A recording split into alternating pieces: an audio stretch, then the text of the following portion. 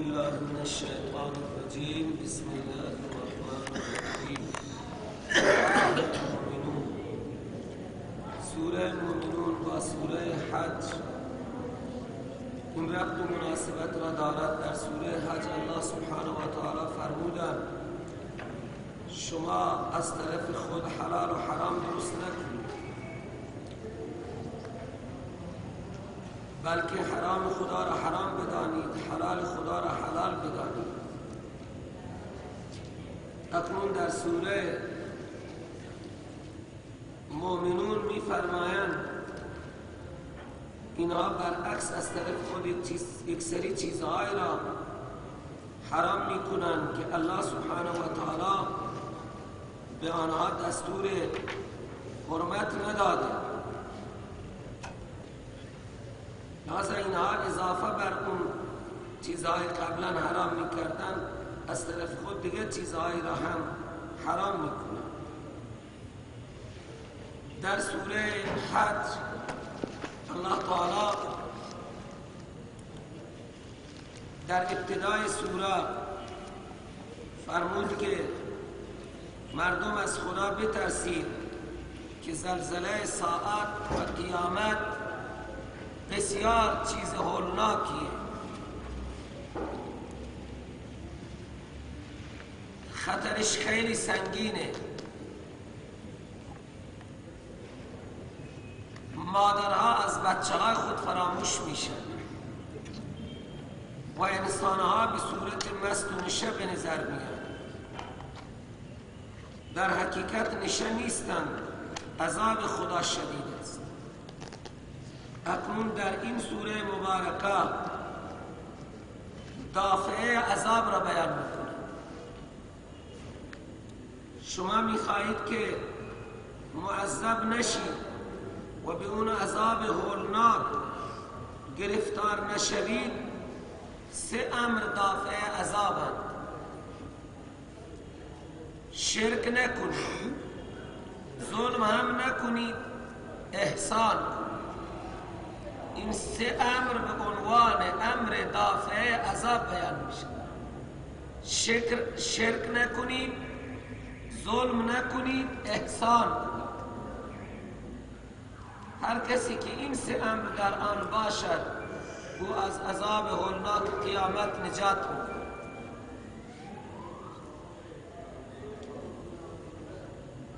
در آخر سوره الله سبحانه و تعالی می‌فرماید غیر خدا را حاجت روا مشکل گشا دانسته نخوانید، که هر کسی غیر خدا را بخواند او در لیست کفار قرار میگیره و او برای خواندن غیر خدا هیچ دلیلی و برهانی ندارد.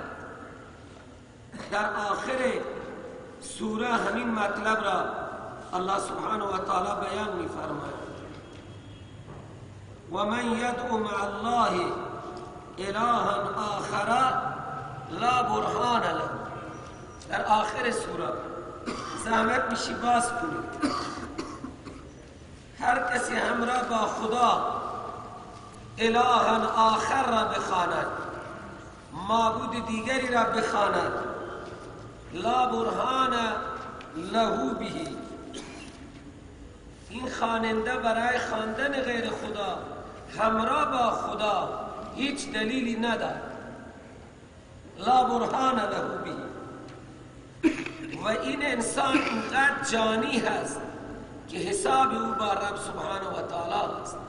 فانما حسابه عند ربه. آخرین آیه 117. این انسان بسیار جانی هست. انما حسابه عند ربه. باز می فرماید او جهنمی هست، او کافره.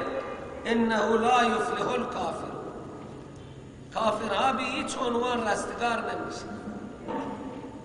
کامیابی میخواهی، سعادت میخواهی، رب سبحانه و تعالی را فریاد بزنید، بگویید یا ربی، یا رب اغفر وارحم و انت خیر. این رمز پیروزی شما. رب را فریاد بزنید و بگویید یا ربی یا ربی اغفر وارحم و انت خیر الراحمین. این رمز پیروزی شما. شرک رمز هلاکت. مشرک به هیچ عنوان رستگار نمیشه. مشرک کافر است. انه لا یفلح الکافر. لذا مومن رستگار است. شرک، کفر، ایمان با هم جمع نمیشه. در یک قلب، در یک ظرف 3 چیز با هم جمع نمیشه. یا در ظرف ایمان هست یا نعوذ بالله کفر و شرک. قد افلح المؤمنون. به تحقیق مومن ها کامیاب. فلاح چی چیز را میگه؟ الظفر بالمطلوب و نجات من المرهوب. انسان به مقصد برسه و از خطرات نجات کند. این فلاح است. این رستگاریه. به مقصود برسه، از مضرات نجات کند. مومن ها کامیاب. آخر فرمود کافرها ناکامند. انه لا یفلح الکافر. قد افلح المؤمنون. قرآن جلوی شما. انسان ها به 2 دسته تقسیم شدند.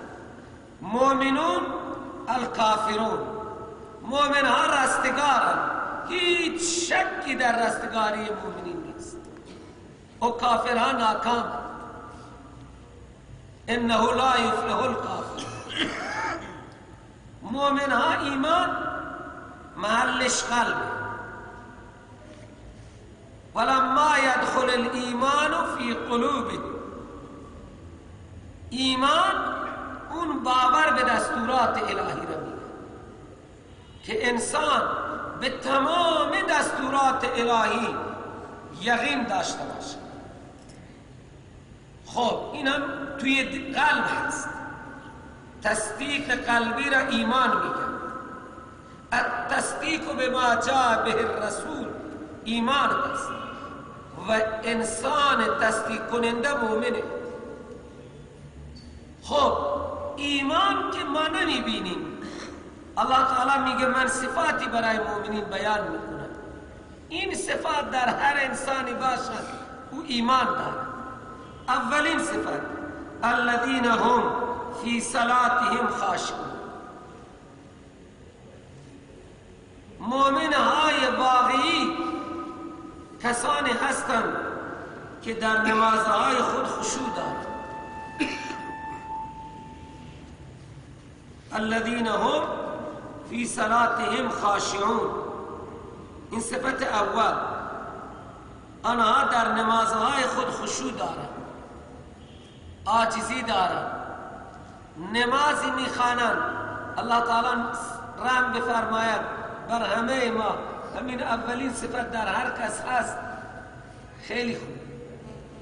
فی صلاتهم خاشعون.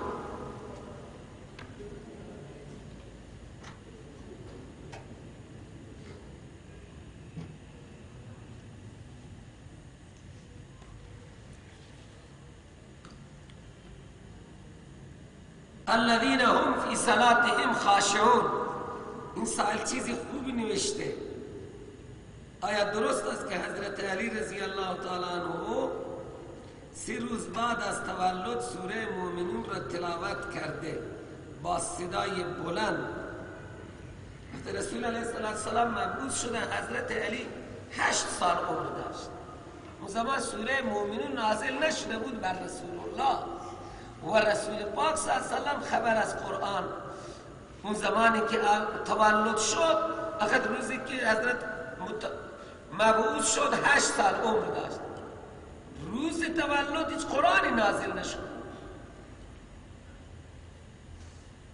حضرت رسول از قرآن خبری نداشت. روز تولد و 3 روز بعد از تولد رسول الله هم کتاب را بلد نبود. ما کنت تدری مل کتاب ولا الایمان، شما نمیدانستی کتاب.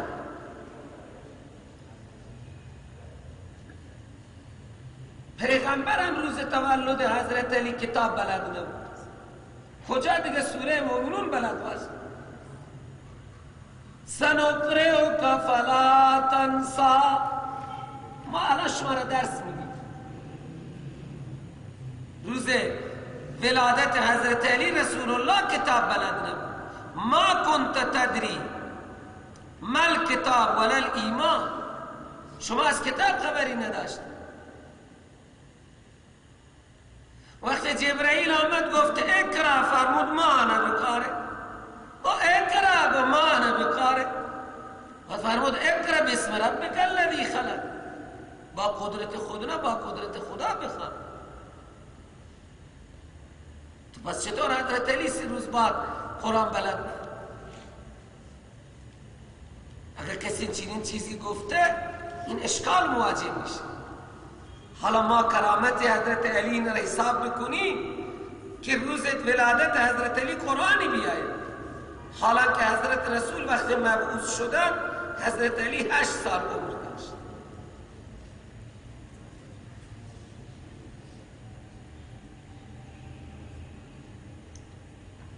اینطوری افسانه ها زیاد شما میشنید.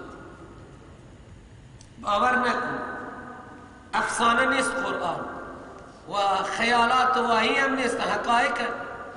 حضرت رسول علیه السلام بعد از 40 سال که از عمر عزیز گذشت، قرآن در قلب زیبای او تا مدت 23 سال تکمیل شد.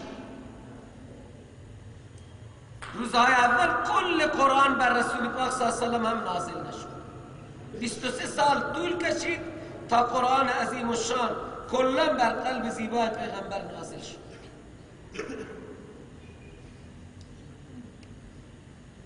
رستگار مؤمنون الذین هم فی صلاتهم خاشعون، اونا مؤمنان هستند که در نمازهای خود خشوع دارند. الله تعالی ما را خاشع بگردد. صفت دوم، آنهایی که از کارهای لغو اعراض میکنند.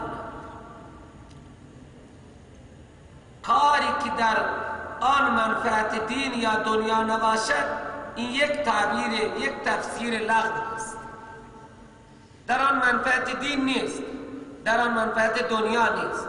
از کارهای لغو اعراض میکنند. کارتونک نگاه کردن نه دینی در آن هست و نه دنیایی.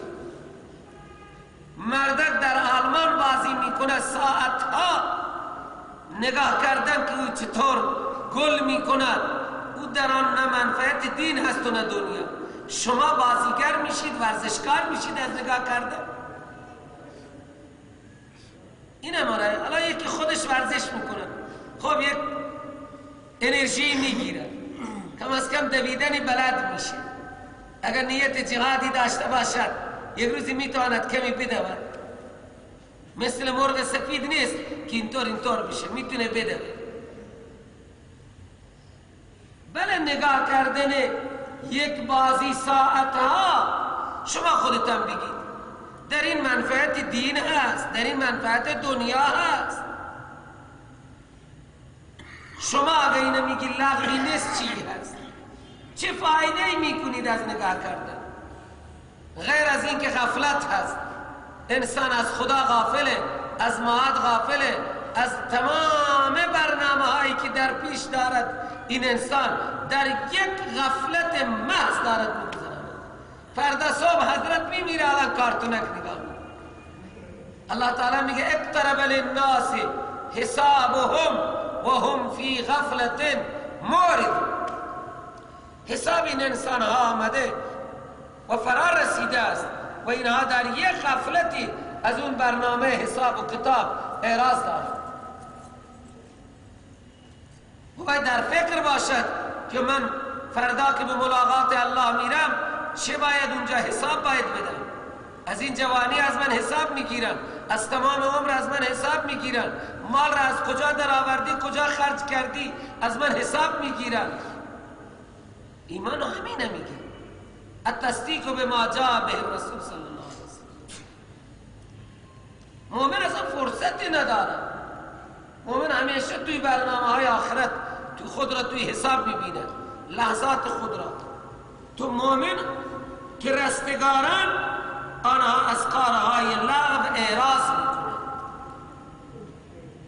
حالا یک معنی دیگر برای لغو بیان میکنیم که شما نگاه کنندگان که من شاید خوش بشید.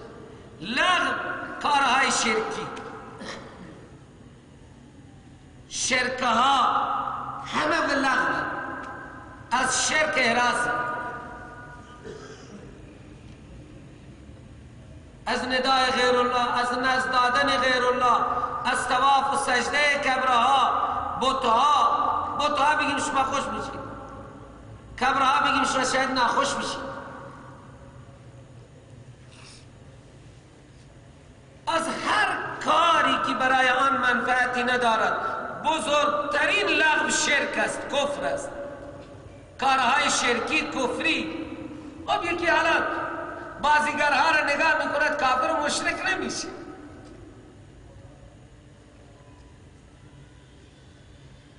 لحاظا از هر کار بیهوده بعضی گاگای بعضی انسان ها شروع میکنن کتار. نه چیه؟ اینجا میگه بله ذهن کار میکنه، تیز هوش میشه. بابا به ذکر خدا ذهن انسان تیز میشه، انسان مستعد میشه. از تلاوت قرآن حافظه انسان بالا میره. این بزرگان گفتن مسواک زدن حافظه انسان را تقویت میکنه. کثرت تلاوت حافظه انسان را بالا میبره. روزه هم حافظه انسان را بالا میبره. مسواک زدن این چیز فکره در تعلیم متعلم تو ذهن من هست. مسواک زدن، روزه گرفتن، روزه این آبهای مازاد را که هر جا گرفتند و اعصاب را خراب کردن، روزه اینها را همش خشک میکنه. یک کپسول خشککن روزه. این چربی خون و این پرخوری ها که انواع و اقسام مرض را ایجاد کردن، روزه های تابستان انسان را خوب میکنه. آبهای مازاد، چربی های مازاد روزه اینها را علاج میکنه. تلاوت قرآن همه امراض را علاج میکنه.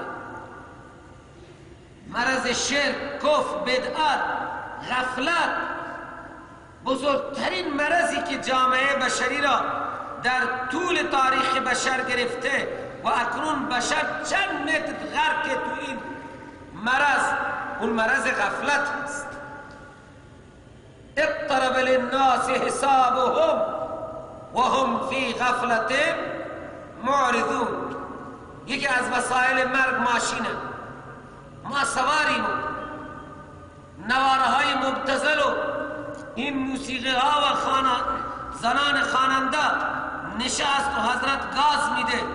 گاگای متوجه که 170 کیلومتر به پرواز، سرعت هم 170 کیلومتر و حضرت دیگه از زمین پریده است. دیگه معلوم نیست که با چه روزی مواجه میشه. کارهای لغو اعراض میکنه. 3 والذین هم، حالا کارهای لغو را اگر من بخواهم توضیح بدم وقت من گرفته میشه، موقعش نیست. هزاران کار لغو و امروز ما در غفلت فرو رفته ایم. کارهای بیهوده، بی ارزش. مجلس پاسور شروع میشه 3 ساعت، 4 ساعت، 5 ساعت به پاسور مشغول. همه بیهوده، در شان مسلمان و مؤمن رستگار نیست. حضرت فرمودن بعد از نماز عشاء غیر از کارهای دین دیگه حرفهای پوچ زدن و نشستن ممنوع. بخوابید تا که برای نماز صبح بیدار بشید. تا ساعت 1 نشسته آقا، آدم که میخوابه تا ساعت 8. این باپوره ها مجلس های سرگرمی که بابا فلانی معتادی نیست برای سرگرمی تریاک میکشه، تخمک و غیره گذاشته، انواع و اقسام تخمک، مغزیات و سیخ روی چراغ و باپور گذاشته، اونهایی که مدلشون بالاه دیگه میکشه یک دودی و بر میداره یک تخمکی و دیگه پت پت پت پت حرفهای پوچ و لایانی میزنه. اینها چی؟ اینها اگر لغو نیستن چی هست؟ مومن نماز عشاء خوانده به اسم که همون تو یا سر را میگذاره میخوابه، 4 ساعت راحت 5 ساعت راحت بلند میشه، استحمام خود را میکنه و وضوی خود را میگیره و بسم الله اکبر و ماشاءالله قلب رقیقی دارد، با گریه و زاری بگذارد. در گریه از خوف خدا لذت هایی هست که هیچ لذت دنیا نیست. انسان از خوف خدا گریه کند، از ترس خدا گریه کند، این بندگان خدا هست. قلیلا ما یهجعون، شبها خیلی کم بندگان خدا میخوان. بله حالا این بندگان خدا هستن روی باپور نشستن، کم میخوابن. کجا کم میخوابن؟ از ساعت 1 و 2 که سر را میگذارن تا ساعت 10-12 روز خواب آقا که بلند کرده چشمهایش باد کردن، آثارش چنان معلوم میشود که میگه از جهنم بیرون آمد. الله تعالی رحم بفرماید. والذین هم للزکات فاعلون، صفت سوم مؤمنین رستگار آنهایی هستند که زکات ها را انجام میدن، برای زکات فاعلن. حضرت ابن عباس فرموده زکات اینجا از فعلهای شرکی اونها اجتناب میکنه، چون سوره مکیه و فرضیت زکات در مکه نبوده. لیکن دیگران میگن زکات همون زکات مال را انجام میدن، عشر زمین را میدن. بیشتر که این روزها واقعا خیلی ظلم میشه، مردم محصول زمین عشر صحیح ادا نمیدن، حالا که الله تعالی فرموده آتو حقه یوم حصادی. باید وقتی انسان میدهد نیت داشته باشه. زکات عشر بدون نیت ادا نمیشه. همینطوری که انسان نیت روزه نکند، از شب تا صبح تا غروب آفتاب از خوردن و نوشیدن همه اجتناب بکنه، روزه نیست. با نیت روزه میشه. زکات باید انسان نیت کنه. یکی از شرایط ادای زکات اینه. بعضی هم میگن بابا مردم میخورن، هیچ نیت نیست. حالا که محصولات زمین الله تعالی گفته روز برداشت ادا کن، آتو حقه یوم حصادی.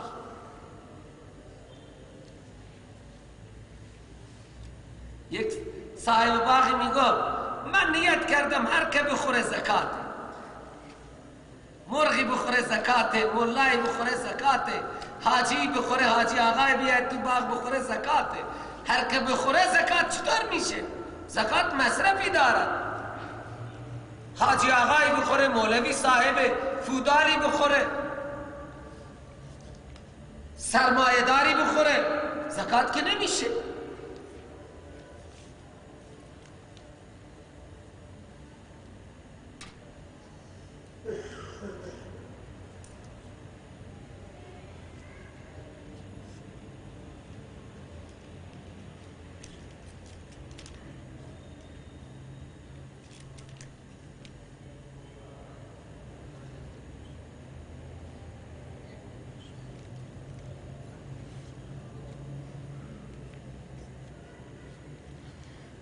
سوالی که مربوط به درس نیست خواهش داریم که نکنیم. ما اگر بنا باشه سوالها را جواب بدیم درس ما میمونه. این یک درسیه که تعداد طلبه هستن میخوانن و ما باید اینا تا سوره زمر ببریم، مانده درس ما. خلاصه جب معصومیت انبیاء الان ما نه فرصت داریم و نه وقت داریم و نه بحث میتونیم بکنیم. مؤمن کسانی هستند که لزکات فاعلون، زکات خود را ادا می‌کنند. قدیم که رزق کمتر بود ما یاد می‌دهیم وقتی کسی خرمن خود را بر می‌داشت فقرا مساکین جمع می‌شد، از آنجا هم بیان چیزی می‌رسید. خوشه‌ای به هر حال جمع می‌کردند، گاه و الوفه‌ای جمع می‌کردند، فقرا و مساکین بیشتر می‌رسیدند. الان مردم نمی‌رسند، باید برسن.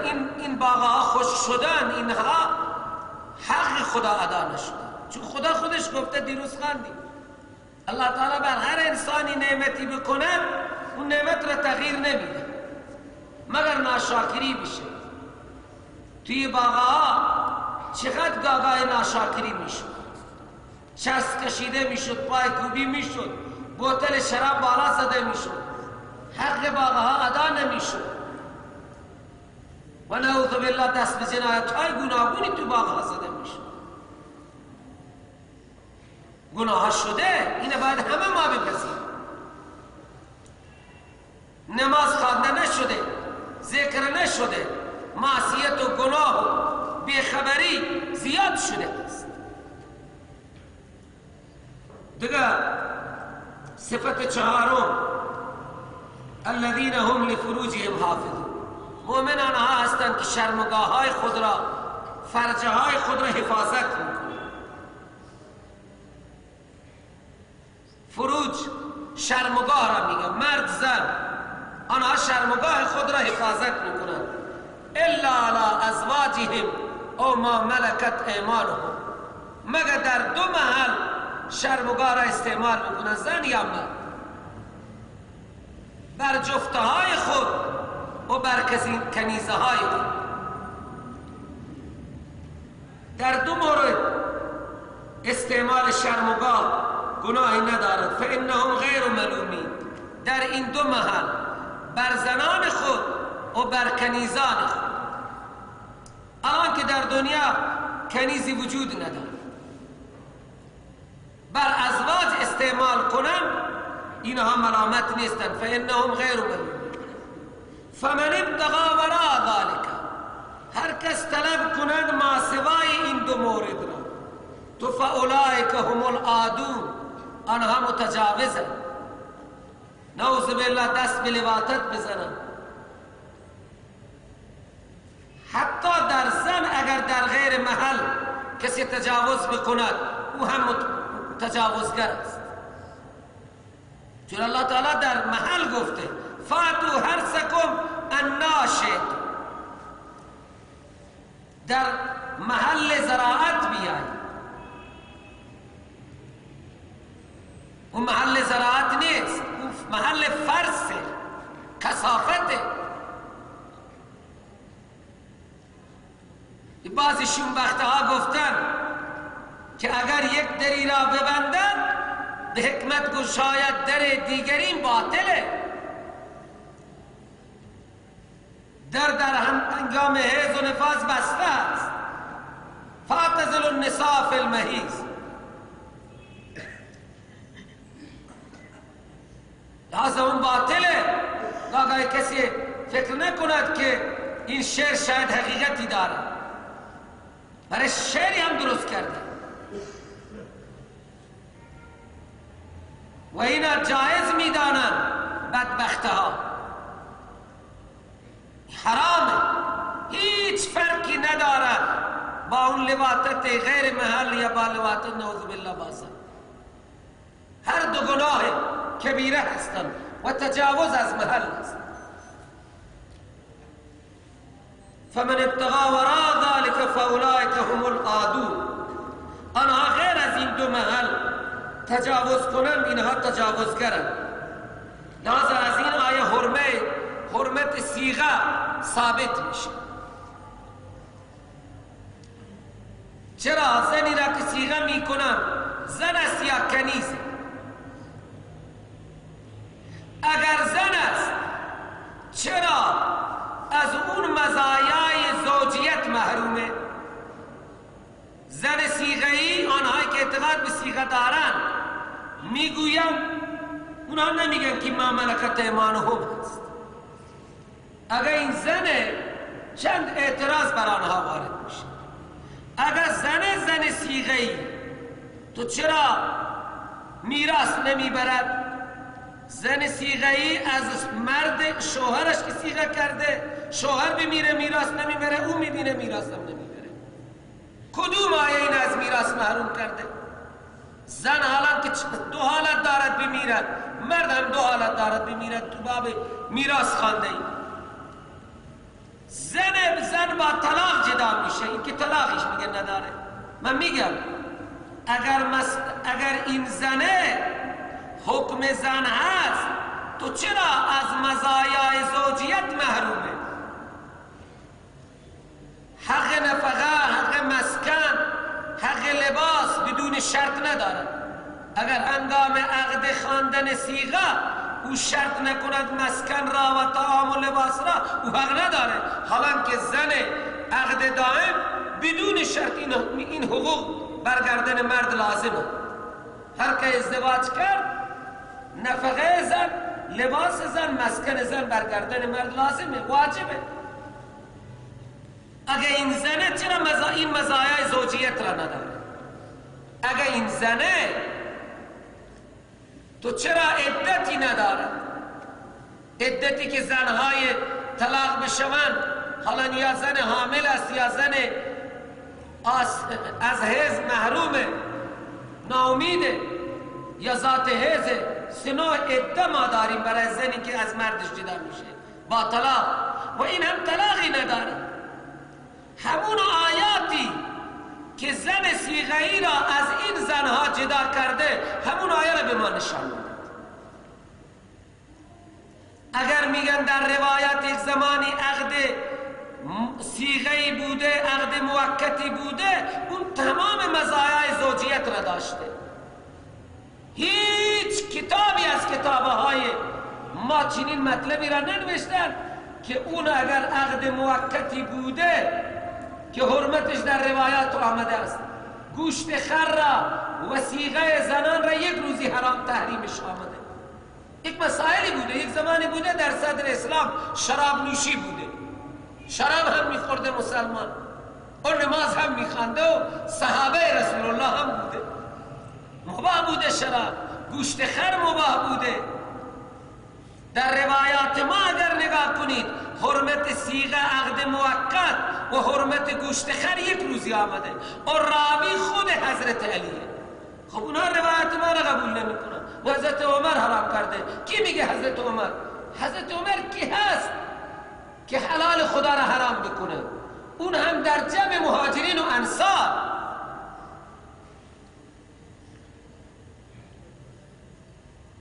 اون هم در محضر حضرت علی شیر خدا. حضرت عمر مگه این جرأت را داشت که حلال خدا را در محضر حضرت علی، اون هم در محضر حسنه، حلال خدا را حرام کند؟ اگر روایات ما را نگاه کنید، ناقل حرمت صیغه حضرت علیه. شما روایات ما را قبول نمی کنید، ما هم روایات کلینی را و مولا باکر مجلسی را هم قبول نداریم. پس بیایم به قرآن برگردیم.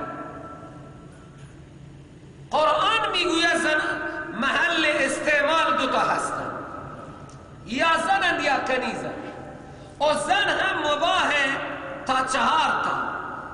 از 4 تا زن بیشتر کسی در یک زمان نمیتواند بگیره.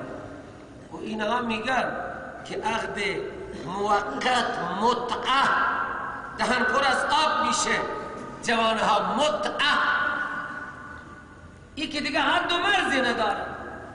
هزاران زن را هم یکی میتواند صیغه کنه. اگر شما میگی زنه، تو باید 4 تا بیشتر جایز نباشه. در عقد دائم از 4 تا زن بیشتر در یک عقد کسی نمیتواند.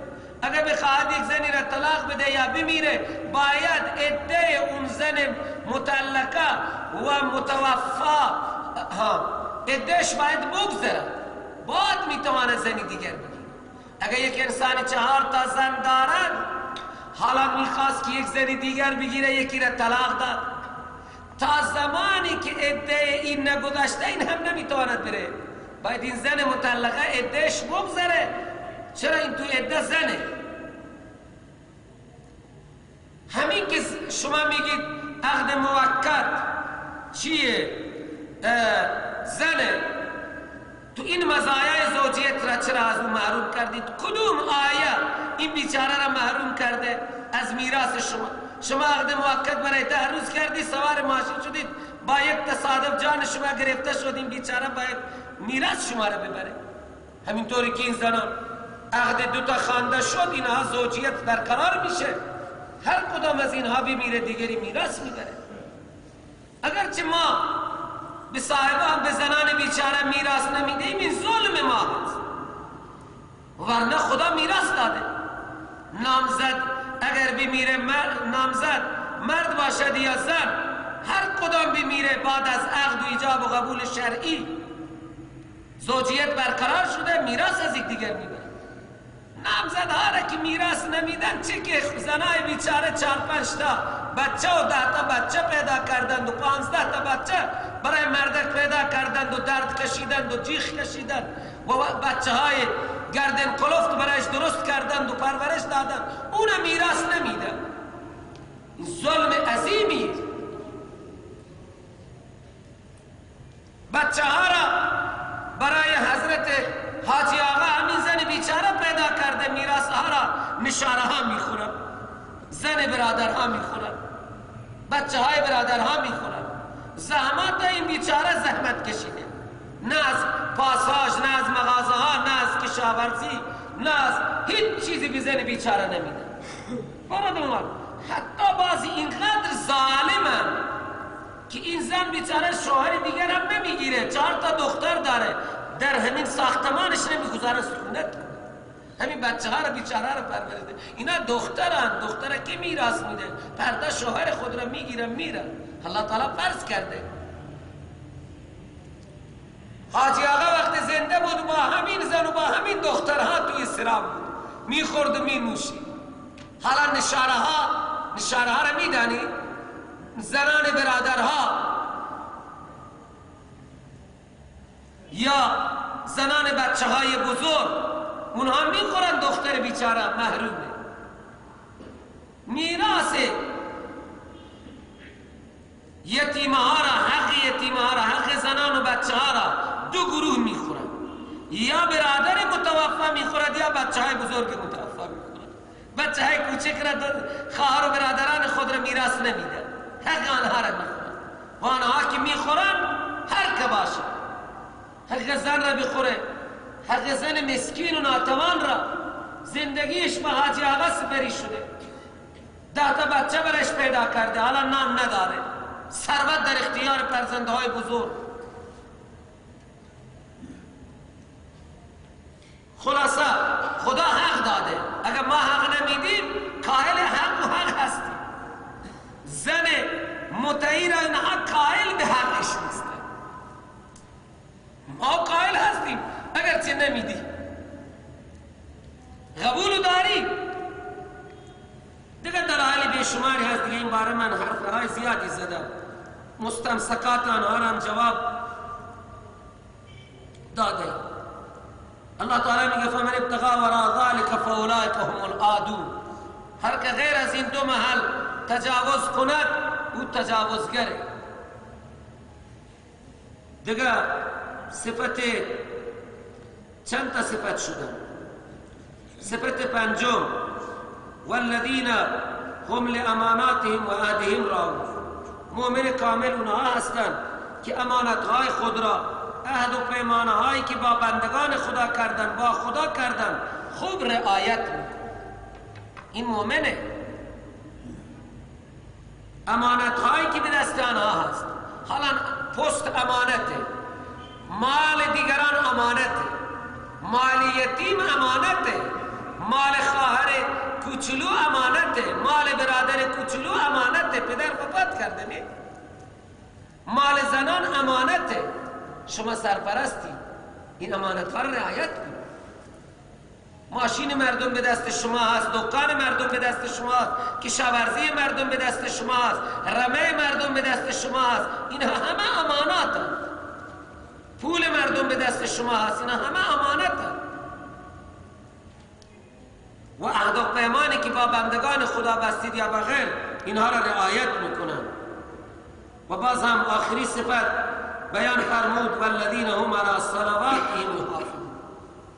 مؤمن کامل آنهایی هستند که نمازهای خود بر نمازهای خودشان محافظند، نماز را ضایع نمیکنند. اونجا فرمود که در نمازها فی صلاتهم خاشعون، با خشوع و خضوع نماز میخوانند. اینجا فرمود بر نمازها محافظند. این نیست که یکت می نشینه خورشید میخواهد غروب بکند رخ را به طرف قبله و الله اکبر، این محافظت نماز نشد. مثل دیک نوک زدن و سر را بلند کردن و سلام علیکم سلام علیکم. کاکای بعضی انسان ها عجیب نماز میخوان، نه رکوع، حالا یک خشوع که باطن نمازه. نماز یک ظاهری داره، رکوعش سالم بشه، قومش، جلسهش، سجدهش، این ظاهر نمازه. خشوع باطن نمازه، قلب متوجه الله است. انسان در نماز فکر میکند در محضر الله است، آنچه میخواند میداند. خشوع یک ظاهر نمازه. و نماز را بعضی ها سیاسی نماز میکنند، در اجتماعی باشند ماشاءالله نماز، دیگه خانه خیلی همت کنند بخیر رخ را به این طرف میکنند، دو مرتبه هم کمرشون خم بالا نمیاد، همونجا خرده میکنند، دو مرتبه سر را. سیاسی عبادی نماز نیست. نمازها مؤمن واقعی کسان هستند که در علی صلواتهم یحافظون، بر تمام نمازهای پنجگانه محافظت، محافظ نمازها هستند، با تمام حقوق اداش. این دو صفت را ذکر کرد به خاطر اهمیت. حضرت عمر رضی الله تعالی عنه فرمود اهم امور شما ای استاندارها و حکامها نماز. هر که نماز را محافظت کرد او باقی امانات را محافظت می‌کند. هر که نماز را رعایت نکرد لحاظا او برای باقی احکام بیشتر ضایع کند. کسانی که مؤمنند و این صفات در آنها هست اولئک هم الوارثون، اینها وارث میشن. چه چیز را وارث میشوند؟ الذین یرثون الفردوس، جنت فردوس را وارث میشن. اینها وارثان جنت فردوس. گاهی بعضی انسان ها میگن ما نمیدانیم چیکار کنیم، حرف چه مولای را قبول کنیم. خب خدا به چشم داده، گوش داده، عقل داده، بیا قرآن را نگاه کن، مسیر مشخصه. هر انسانی نگاه کند که اهل جنت است، این صفات قد افلح المؤمنون، ایمان یعنی تمام دستورات الهی را باور داشته باشه. الذين هم في صلاتهم خاشعون والذين هم عن اللغو معرضون والذين هم للزكاة فاعلون والذين هم لفروجهم حافظون والذين هم لأماناتهم وعهدهم راعون والذين هم على صلواتهم يحافظون اولئك هم الوارثون. اینها وارثان جنت فردوس، الذين يرثون الفردوس. اعلی ترین درجه فردوس را همینا گیر میاد.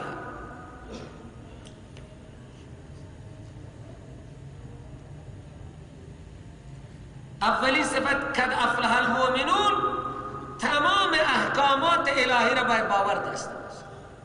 این نیست که یک حکمی را قبول داشته باشد و یک حکمی را دیگر ول کنه. اینا وارث فردوس میشن. فردوس در وسط جنت هست. اعلی ترین طبقه و قسمت جنت جنت فردوس است. تمام نهرها برای جنت های دیگر از فردوس سرچشمه میگیرد. او در وسط جنت است، در یک ارتفاع بسیار بزرگ است و نهرهای انواع اقسام نهر در بهشت است. 4 نوع نهر، هر نوعی چند نهر دارد. انهار من ماء غیر آسن، انهار من لبن خالص، انهار من عسل مصفى، انهار من خمر لذت للشاربین. این نهرهای متعدد از وسط جنت که مرتفع ترین قسمت جنت در وسط جنت فردوس است، نهرهای از آن جنت برای جنتهای دیگر سرچشمه میگیرد. منبع جنت فردوس است. سرچشمه اونهایی قرار دارند که این صفات در آنها باشد. صفاتهای بزرگی هستند. یک صفتی باشد یک صفتی نباشد دیگه کامل نیست. اولئک من ذواتی که متصف با این تمام صفات باشد. اولئک اشاره به اون ذوات که متصف با این صفات باشد. جنت فردوس را میراث میبرن، وارث جنت فردوس میشن. هم فیها خالدون، همیشه تو این جنت فردوس قرار دارند. ارزش آخرت به دنیا همینه که آخرت همیشه هست و دنیا هرچی باشد فانی. این کاخه های مجلل، این کاخه هایی که میلیون ها پول برای گچبوری اینها مردم مصرف میکنند. چقدر پول! سبحان الله. من میگم این هم لغو، هیچ ارزش نداره. این خلق برای گچبوری پول خرج کردن چطور اینها را رو میشه؟ برای یک سقفی، حالا فوقش شما یک همینطوری گچی یک رنگ طوری گچبوریه که اگر یک جتکه بخورد حضرت را همین گچه ها میکشن. برای آجر و سنگی هم نمیگذارد. تنها گچ اینجا را نصب برای چی؟ الله تعالی نجات میده. حضرت رسول علیه السلام فرموده است انسان را در هر جا که انفاق بکند ثواب گیر میاد مگر در خاک و گل. استحکام خوبه، ساختمان را مستحکم کنی، بطن آرمش کنی، گچ هم خوبه که من نمیگم که بگه من حرم زینت الله التي اخرج لعباده، لیکن این گچبوری های فاسد واقعا پول کلان اینجا خرج میشه و به یک ذره هم به او ثواب گیر نمیاد. آیا که فرش خوبی میخره، خوب مردم میاد، مهمان میاد استفاده میکنه، سر فرش خوبی مینشینه، لذت میبره. مهمان مینشینه، خود شما مینشینی، ولی این چیه بالای سر؟ این همه پول کلان را مردم امروز برای گچبوری ها میدن. سبحان الله، این حقیقتیه، این لغم هر که بکنه. حالا شما بگید اگر مولوی پول دارد و میکند دست تو نمیرسه. امروز گفتن بعضی که مولوی ها میگه بابا دستش نرسیشه انگور ترش بگیر. راست هم میگم، بعضی مولوی ها که دستشون میرسه این کارها را میکنه، بعضی حاجی صاحب ها هم میکنه. اما گفت بابا این انگور ترش برای شما مبارک، این انار هم برای شما مبارک. لیکن پیغمبر فرمود این بهاریه، بهار تا یک اندازه ای بخورید،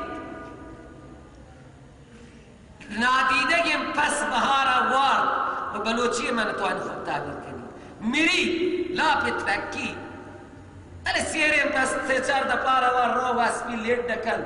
حضرت پیغمبر فرمود ادرار میکنه، سرگین میکنه، باز راحت میشه، سه چار تا لقمه دیگر میخوره. اسراف همینه میگه. اسراف مگه چیه؟ این پولها را خدا داده، چقدر انسانم بیچاره برای تشکیل زندگی، چقدر زنن چقدر مردن برای 2 میلیون محتلن محتاجن که با هم ازدواج کنن و راحت بشن، زن هم راحت بشه، مرد هم راحت بشه. ترحم نمی کنی. 20 میلیون 10 تا دختر و 10 تا پسر مستضعف میتونسته ازدواج کنن. 20 میلیون برای این دادی، 10 نفر تشکیل زندگی میداد. چرا دست نگرفتیم از ساختمان های بم؟ اونا هم خوب گچبوری بودن.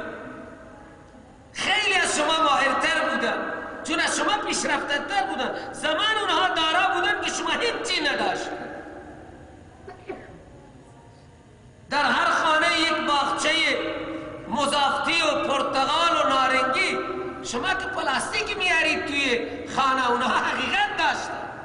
شما یک درخت پلاستیکی میارید، اونها درخت واقعی داشتن. چطور لغم مگه چیه؟ کسانی هستن بیچاره مدیونن، کسانی هستن هفته مرغشون گیر نمیآید. شما برای گچوری قد همه صرف میکنید. حرفهای من کسانی میشنون که اونها هیچ دسترسی ندارن. اونهایی که گچوری میکنن اینجا نیازی ندارن. اون اصلا نیازی به قرآن ندارن، پول دارن. اینجا مرز زده بابا این مناره های مسجد مکی از کجا میره بالا؟ بابا چی کردید برای مسجد مکی؟ هر یک نفری چند تا ساختمان تا میلیاردها پول خرج میکنن. خب بیا بابا این میلیاردها را یا مثل اون شیرمردها بده در جهاد خرج کن، با دشمنان خدا نبرد کن که بر علیه خدا قیام کردن و ادعای مالکیت دنیا را دارن. یا کم از کم یک عبادتگاهی بساز. اگر اونجا عرض و جرأت من شما را نیست، همین عبادتگاه را بسازی. ستونهایش بلند شده و دهنش بازه. مردم میان 1 ساعت 2 ساعت روی سرما می نشینن. از زمستان چقدر سرده. اینجا در و پنجره‌ای بسازید. نقشه مسجد مکی چیه؟ حالا مولانا ماشاءالله استحکامش میده، بتون آرمش میکنه که یک زمانی به سر من و شما چپه نشه.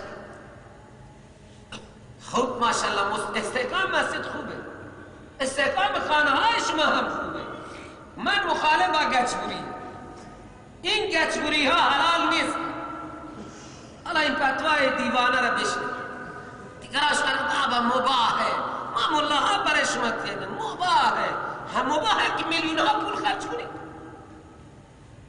لغو چیه؟ کارهای بیهوده چه منفعتی داره؟ ها بردا اینا بفروشیم قیمت داره. ای بابا همین ساختمان اسکلیت ماشاءالله بوتن آرما و فلزی گچبوریش هم 20 میلیون را اینجا که تو بردا پایده کنی امروز بده به محتاج مستمنده ها. اقرض الله قرضا حسنا، برای خدا به خدا قرض بدید، سود زیادی به شما میده. دریابید در فامیل خود شما هستن محتاج، دخترهای بیچاره بدون شوهر، پسرها بدون زن. اگر شما تو پولهای کلان میگیرید اینا مجبورن برن از اون خوشگلهای تهران اصفهان با 500,000 تومان یک دختر خوبی را ازدواج میکنن میارن. بله اونها هم روزنامه میکنن ما چنین دختری با چنین تحصیل بالایی در انتظار جوانی هستیم با 500,000 تومان. این بیچاره ها دیگه ویل رحم کنی. خدا به کسی که پول داده پولش مبارک، پول برایش مبارک. رحم بر خودتان رحم کنید، بر جامعه رحم کنید، بر انسانها ترحم کنید. بخورید بدهید. خدا گفته کلوا واشربوا ولا تسرفوا. الله سبحانه و تعالی رحم بفرماید. حکم الله تعالی میگه انسان تو که بیچار غران به دست تو دادم، تو دست و پا را گم کردی، حقیقت خود را دریاب که تو چیزی بودی. تو از کجا به کجا آمدی؟ امروز دستورات الهی را نادیده میگیری، فرمان خدا را نادیده میگیری، راه انبیا را نادیده میگیری. تو حقیقت یک ذره بیا پایین. فلینظر الانسان مما خلق. این انسان بیاد پایین، چشم خود را باز کند، ببیند از چی چیز ساخته شد. تو از جواهرات ساخته نشدی، اصل تو خاک. لقد خلقنا الانسان من سلالة من طین. ما این حضرت انسان، این حضرت معزز، میلیاردها پول در اختیار، پست و مقام در اختیار، هزاران انسان گوش به فرمان، هزاران انسان میگن گوش به فرمان تو، این دستور بده. ببین گوش چقدر طاغیه. اصل اوی خاک، من سلالت، از خلاصه خاک، من تین بیان هست. چون خلاصه خاک چی می شود؟ غذای نی. و خلاصه خاک انار، انگور، گوسفند، از همین خاک ارتزاق میکنن. گیاها، میوه‌جات. ما این انسان را از خلاصه خاک آفرید. خود آدم را از خلاصه خاک، سلاله اینه. ببینید وقتی سیل می آید خاک و گل را به هم میزنه، بعد یک جا جمع میشه سیل. این خاکهای سفت که روز اول میره پایین، بعد این آب گلالود که پر از گل خلاصه خاک باوه کم کم یا خشک میشه و خلاصه خاک بالا دیده میشه. اون خاک خالص نیست، مت بلوچی. از خلاصه گل ما این انسان را آفریدیم. خلاصه گل هم میوه ها را و خوردنی ها را که از خاک به دست میاد، اینها را هم خلاصه. این گوسفنده ها خلاصه خاک، این میوه ها خلاصه خاک.